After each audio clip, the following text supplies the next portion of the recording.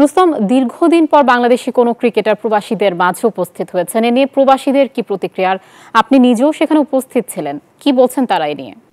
মোহাম্মদ কাছে পেয়ে যেন বাংলাদেশের একটি নক্ষত্রকে তারা কাছে পেয়েছে এমনটা জানিয়েছেন এখানকার প্রবাসী ক্রীড়াপ্রেমী শ্রমিকেরা। তারা অত্যন্ত খুশি। মোহাম্মদ আশরাফুলকে যখন জানানো হয় রিয়াদে আসার জন্য, তখন সাথে সাথে প্রবাসীদেরকে ভালোবেসে তিনি এখানে জানিয়েছেন যে সৌদি আরবের দাওয়াতকে তিনি কবুল করেছেন এবং 25শে মার্চ সকালে বিমানে করে সৌদি আরবের রিয়াদ সিটিতে আসেন এবং রাত্রে অংশগ্রহণ করেন ফাইনাল খেলা পুরস্কার বিতরণ অনুষ্ঠানে।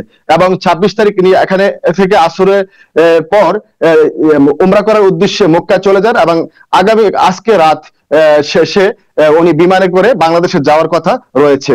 আর এদিকে আশরাফুলকে পেয়ে এখানকার রমজান মাসে আপনি জানেন প্রবাসীরা সারাদিন ডিউটি করেন, কিন্তু মাত্র আশরাফুলকে দেখার জন্য, এক নজর তার হাত থেকে পুরস্কার নেওয়ার জন্য হাজার হাজার প্রবাসী বাংলাদেশিরা জাজিদখানা আরকান স্পোর্টস অডিটোরিয়ামে তারা উপস্থিত হয়েছিলেন এবং তারা অনেকে তার সাথে সেলফি নিয়েছেন এবং তার কাছাকাছি যাওয়ার জন্য অনেক চেষ্টা করেছেন এবং আশরাফুলও আন্তরিকতার সাথে প্রবাসী বাংলাদেশিদেরকে সময় দিয়েছেন বলে এখানকার রেমিটেন্স যোদ্ধারা অত্যন্ত খুশি।